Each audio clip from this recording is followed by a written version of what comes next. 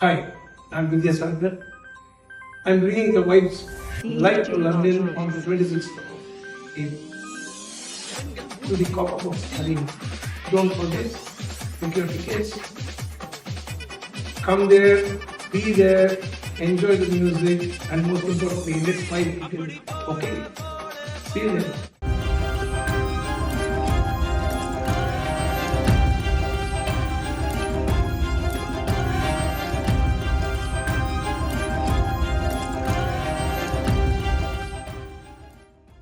வணக்கம். இது நிஜக்கண். நீண்ட காலமாக ஒத்திவைக்கப்பட்டிருந்த உள்ளூராட்சி சபை தேர்தல்கள் மே மாதம் 6ஆம் தேதி நடைபெற இருக்கின்றன. கடந்த வருடத்தை ஜனாதிபதி தேர்தலில் வாக்களிக்காமல் விட்டவர்களையும் விட கூடுதல் எண்ணிக்கையானவர்கள் நாடாளுமன்ற தேர்தலில் வாக்களிக்கவில்லை என்பதை அடிப்படையாக கொண்டு பார்க்கும்போது உள்ளூராட்சி தேர்தல்களில் மேலும் கூடுதலான எண்ணிக்கையில் மக்கள் வாக்களிப்பில் அக்கறை காட்டாமல் இருக்கவும் கூடும் என்று தோணுது. பெரும் எதிர்பார்ப்புகளுடன் தாங்கள் அதிகாரத்துக்கு கொண்டு வந்த தேசிய மக்கள் சக்தி அரசாங்கம் வாக்குறுதிகளை நிறைவேற்ற தவறும் குறித்து மக்கள் அதிருப்தி அடைந்திருக்கிறார்கள். குறிப்பாக பொருளாதார இடர்பாடுகளில் தனிவை எதிர்பார்த்த மக்களுக்கு ஏமாற்றமே கிடைத்திருக்கிறது. அரசாங்கத்தின் மக்கள் செல்வாக்கு குறைய தொடங்கிவிட்டதா இல்லையா என்பதை உள்ளூராட்சி தேர்தல்கள் நிச்சயமாக வெளிக்காட்டும். ஆனால் தங்களது எதிர்பார்ப்புகளை ஓரளவுக்கேனும் நிறைவேற்றுவதில் அரசாங்கத்துக்கு இருக்கும் இயலாமை காரணமாக விரக்தி அடைந்திருக்கும் மக்கள் எதிர்க்கட்சிகள் பக்கமாக கணிசமளவில் திரும்புவதற்கு எந்த காரணமும் இல்லை. சகல எதிர்க்கட்சிகளுமே மக்கள் மத்தியில் ஆதரவை இழந்திருப்பதுடன் அமைப்பு ரீதியாக நிலை குலைந்து போயிருக்கின்றன. அதனால் தென்னிலங்கையை பொறுத்தவரை பெரும்பாலும் நாடாளுமன்ற தேர்தலில் வாக்களித்திருந்த பாணியிலேயே மக்கள் வாக்களிக்கக்கூடிய வாய்ப்பே காணப்படுகிறது. இலங்கையில் தேர்தல் வரலாற்றில் முன்னெப்போதும் இல்லாத வகையில் கடந்த நாடாளுமன்ற தேர்தலில் வடக்கு கிழக்கு மாகாணங்களில் தமிழ் மக்கள் தேசிய மக்கள் சக்தியை ஆதரித்தார்கள். இரு மாகாணங்களிலும் பாரம்பரியமாக அங்கு நடைபெற்று வந்த ஒரு விடயமானது மக்களின் ஆதரவை கொண்டிருந்த தமிழ் தேசியவாத அரசியல்வாதிகளை விடவும் கூடுதல் ஆசனங்களை தேசிய மக்கள் சக்தி கைப்பற்றியது. நாடாளுமன்ற தேர்தலில் வாக்களித்த பாணியிலேயே உள்ளூராட்சி தேர்தலிலும் அவர்கள் வாக்களிப்பார்களா என்ற கேள்வி இருக்கின்றது. வடக்கில் தேசிய மக்கள் சக்தியின் செயற்பாடுகளுக்கு பொறுப்பாக இருக்கும் கடற்தொழில் நீரியல் வளத்துறை அமைச்சர் ராமலிங்கம் சந்திரசேகர் தேசிய மக்கள் சக்தி போட்டியிடும் சகல உள்ளூராட்சி சபைகளையும் கைப்பற்றும் என்று நம்பிக்கை வெளியிட்டிருக்கிறார். ஆனால் நாடாளுமன்ற தேர்தலுக்கு பின்னரான 5 மாத கால பகுதியில் தேசிய மக்கள் சக்தி அரசாங்கம் தமிழ் மக்களின் பிரச்சினைகள் தொடர்பில் கடைபிடித்த அணுகுமுறைகளும் அதன் செயற்பாடுகளும் அவர்கள் மத்தியில் எத்தகைய தாக்கத்தை ஏற்படுத்தி இருக்கின்றன என்பதை அறிந்து கொள்வதற்கு உள்ளூராட்சி தேர்தல்கள் உதவும் என்று நம்பலாம். வடக்கு தமிழ் தேசியவாத கட்சிகள் நாடாளுமன்ற தேர்தலின் முடிவுகளில் இருந்து ஒழுங்கான பாடத்தை படித்துக் கொண்டதாக தெரியவில்லை. பிரிந்து நின்று போட்டியிட்டதால மாத்திரமே தங்களை வடக்கில் மக்கள் பெருமளவில் ஆதரிக்கவில்லை என்று தமிழ் தேசியவாத கட்சிகள் இன்னும் நம்புகின்றன. தமிழ் தேசிய மக்கள் முன்னணியின் தலைவர் நாடாளுமன்ற உறுப்பினர் கச்சேந்திரகுமார் பொன்னம்பலமும் அண்மையில் த ஹிந்து பத்திரிகையின் கொழும்பு செய்தியாளர் மீரா ஸ்ரீனிவாசனுக்கு வழங்கிய நேர்காணலில் தமிழ் மக்கள் தமிழ் தேசியவாத கட்சிகளுக்கு பாடத்தை புகட்டுவதற்கு விரும்பியதாக குறிப்பிட்டிருந்தார். எங்களது கட்சி உட்பட பாரம்பரிய தமிழ் தேசியவாத கட்சிகளுக்கு தமிழ் மக்கள் பாடத்தை புகட்ட விரும்புகின்றார்கள். எமது வாக்குகள் அரைவாசியாக குறைந்துவிட்டன. நேர போகின்ற ஆபத்தை உணர்ந்து விவேகமான முறையில் செயற்பட தவறினால் அடுத்த தேர்தல் பெரிய அனர்த்தமாகவே இருக்கும். நாடாளுமன்றத்தில் நாம் ஒன்றிணைந்து செயற்பட வேண்டியது அவசியமாகும் என்று சொல்லியிருந்தார். நாடாளுமன்றத்தில் தமிழ் கட்சிகள் ஒன்றிணைந்த செயற்பாட்டை வலியுறுத்தியிருக்கும் பொன்னம்பலம் நாடாளுமன்றத்துக்கு வெளியிலையும் கூட தமிழ் கட்சிகள் சிலவற்றுடன் ஐக்கியப்பட்டு செயற்படுவதற்கு முதல் தடவையாக முன்வைந்திருக்கின்றார்கள். ஒரு கோட்பாட்டு பிடிவாதத்துடன் செயற்பட்டு வந்திருக்கும் அவர் ஏனைய தமிழ் கட்சிகளுடன் கூட்டணிகளை அமைப்பதற்கு இது காலவரையறையில் காட்டி வந்த தயக்கத்தையும் கைவிட்டிருக்கின்றார். இதனால் அவரின் தமிழ் தேசிய மக்கள் முன்னணியுடன் சேர்ந்து உள்ளூராட்சி தேர்தலில் போட்டியிடுகின்ற சிறிய தமிழ் கட்சிகள் முதலில் வேறு கட்சிகளுடன் கூட்டணி அமைப்பதற்கு மேற்கொண்ட முயற்சிகள் தோல்வியடைந்த பின்னர் மாத்திரமே அவை இறுதியில் வேறு வழியின்றி அவரிடம் வந்து சேர்ந்திருக்கின்றன. அதனால் கொள்கை அடிப்படையில் ஒன்றிணைந்திருப்பதாக அவர்கள் செய்திருக்கும் அறிவிப்பு நம்பகத்தன்மை கொண்டதாக இல்லை.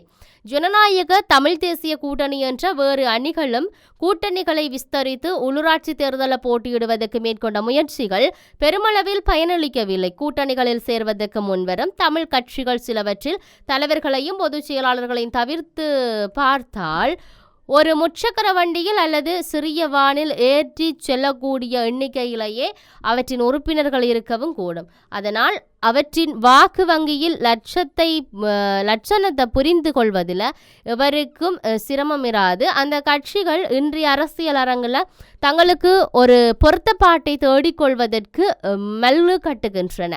இலங்கை தமிழரசு கட்சி சகல உள்ளூராட்சி சபைகளிலும் தனியாகவே போட்டியிடுது. தேர்தல் முடிவுகள் வெளியான பிறகு உள்ளூராட்சி சபைகளின் நிர்வாகத்தை அமைப்பதில் மற்ற தமிழ் கட்சிகளுடன் இணைந்து கொள்வது என்ற நிலைப்பாட்டில் அந்த கட்சி இருக்குது. எந்த ஒரு கட்சியும் உள்ளூராட்சி சபைகளில் தனியாக நிர்வாகத்தை அமைப்பதற்கு போதுமான பெரும்பான்மை ஆசனங்களை கைப்பற்றுவதற்கு உள்ளூராட்சி சபை தேர்தல் முறை அனுமதிக்காது என்று கூறி தமிழரசு கட்சி அதன் நிலைப்பாட்டை நியாயப்படுத்துகிறது. தற்போது தமிழரசு கட்சி அதன் பதில் பொதுச் செயலாளர் முன்னாள் நாடாளுமன்ற உறுப்பினர் சுமந்திரனின் முழுமையான கட்டுப்பாட்டில் இருக்கிறது. அதனால வடக்குல களத்தில் நிற்கும் கூட்டணிகளுக்கு தேசிய மக்கள் சக்தி காலூன்ற அனுமதிக்க கூடாது என்பதில் இருக்கின்ற அதே முனைப்பு தமிழர் கட்சியை தோற்கடிக்க வேண்டும் என்பதிலும் இருக்கிறது என்பது எல்லோருக்கும் தெரிந்த ரகசியமும் கூட. அதேவேளை தமிழரசு கட்சி அதற்குள் நிலவும் கடுமையான உட்பூசல்களையும் சமாளித்துக் கொண்டு தேர்தலை எதிர்நோக்க வேண்டியிருப்பது முக்கியமான ஒரு சவால். நாடாளுமன்ற தேர்தலை போன்றே இந்த தேர்தலிலும் குழப்பத்தை உருவாக்கும் நோக்கில் புலம்பெயர் தமிழ் சமூகத்தின் மத்தியில் உள்ள சில சக்திகளுடனும் உள்நாட்டில் உள்ள தன்னல அக்கறை சக்திகளுடனும் தூண்டுதலினால் பெருவாரியான சுயேட்சை குழுக்கள் போட்டியிடுகின்றன. நாடாளுமன்ற தேர்தலில் யாழ்ப்பாண மாவட்டத்தின் 10 தேர்தல் தொகுதிகளிலும் சாவகச்சேரியையும் ஊர்காவற்துறையின் தவிர மற்ற 8 தொகுதிகளிலும் தேசிய மக்கள் சக்தியே முதலாவதாக வந்தது. பழைய தேர்தல் முறையின் பிரகாரம் நோக்கினால் இன்று யாழ்ப்பாணத்தின் நாடாளுமன்ற உறுப்பினர்களில் 8 பேர் தேசிய மக்கள் சக்தியை சேர்ந்தவர்களாக இருப்பார்கள். அந்த தேர்தலில் வாக்களித்த பாணியில வடக்கில் மக்கள் உள்ளூராட்சி தேர்தலும் வாக்களித்தால் அதனால் ஏற்படக்கூடிய ஒரு அடிப்படை பிரச்சனைகள் குறித்து சில அரசியல் அவதானிகள் செய்திருக்கின்ற அந்த எச்சரிக்கையில் முக்கிய கவனத்துக்குரியது.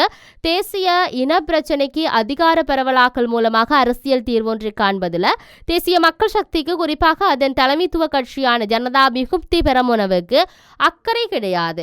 புதிய அரசியலமைப்பு கொண்டுவரப்படும் வரை மாகாண சபைகள் முறை தொடர்ந்து நடைமுறையில் இருக்கும் என்று ஜனாதிபதி அனுரகுமார் திசாநாயக்க உட்பட அரசாங்க தலைவர்கள் தொடர்ச்சியாக கூறி வருகிறார்கள். ஆனால் 13வது அரசியலமைப்புக்கான 13வது திருத்தத்தை பற்றி அவர்கள் எதுவும் பேசவில்லை. இனவாதத்தையும் மதவாதத்தையும் மீண்டும் தலை தூக்க ஒருபோதும் அனுமதிக்கப் போவதில்லை என்று சகல சமூகங்களையும் இலங்கையர்கள் என்ற அடிப்படையில் சமத்துவமாக நடத்துவதே தங்கள் கொள்கை என்று இடையூறாது கூறி வரும் அவர்கள் அடிப்படையில் அதிகார பரவலாக்கல் கோட்பாட்டுக்கு எதிரானவர்கள் என்பது வரலாறு. இனவாதம் மீண்டும் தலை தூக்காமல் இருக்க வேண்டும் என்றால் அதே இனவாதம் இதுவரை காலத்திலே உருவாக்கிய பிரச்சனைகளுக்கு தீர்வுகளை காண வேண்டியது அவசியம் என்பதை அரசாங்கம் புரிந்து கொள்ளவில்லை.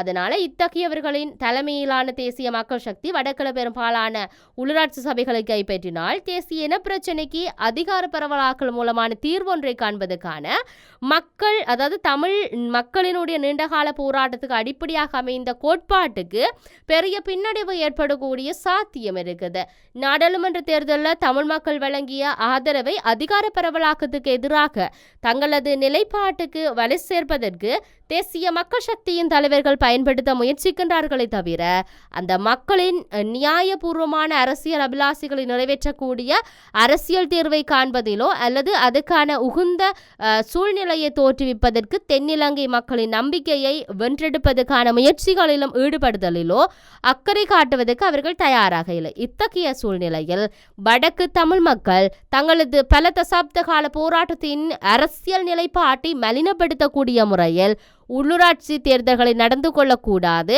அந்த மக்களின் நம்பிக்கையை மீண்டும் வென்றெடுக்கக்கூடியதற்காக கற்பனாவாத சுலோகங்களில் தங்கி இருக்காமல் சமகால நிலைவரத்துக்கு இசைவான முறையில் தமிழ் தேசியவாத கட்சிகள் அவற்றின் பழைய போக்கை மாற்றிக்கொள்வதில் எந்த அளவுக்கு அக்கறை காட்டும் என்பது இன்னும் ஒரு முக்கியமான கேள்வியாக இருக்கின்றது. உண்மையில் உள்ளூராட்சி சபை தேர்தல் சார்ந்து பல விடயங்கள் இடம்பெற்று கொண்டிருந்தாலும் இந்த தமிழ் மக்களுடைய அபிலாசைகள், உரிமைகள் சார்ந்து, அவர்களுடைய கோரிக்கைகள் சார்ந்து தேசிய மக்கள் சக்தி அரசாங்கம் இவ்வளவு காலத்துக்கு என்ன செய்தது என்றால் மிகப்பெரிய கேள்வி இருக்கிறது. ஆகவே நாடாளுமன்ற தேர்தலில் அவர்கள் மக்கள் வாக்களித்தது போல, ஜனாதிபதி தேர்தலில் மக்கள் வாக்களித்தது போல, உள்ளூராட்சி மன்ற தேர்தலையும் அதே பாணியில் வாக்களிப்பார்களா, இல்லாட்டி மாற்றத்தை ஏற்படுத்துவார்களா என்ற கேள்விக்கு பொறுத்திருந்து தான் பார்க்க வேண்டும். மற்றொரு நிஜக்கண்ணினூடாக சந்திப்போம். வணக்கம்.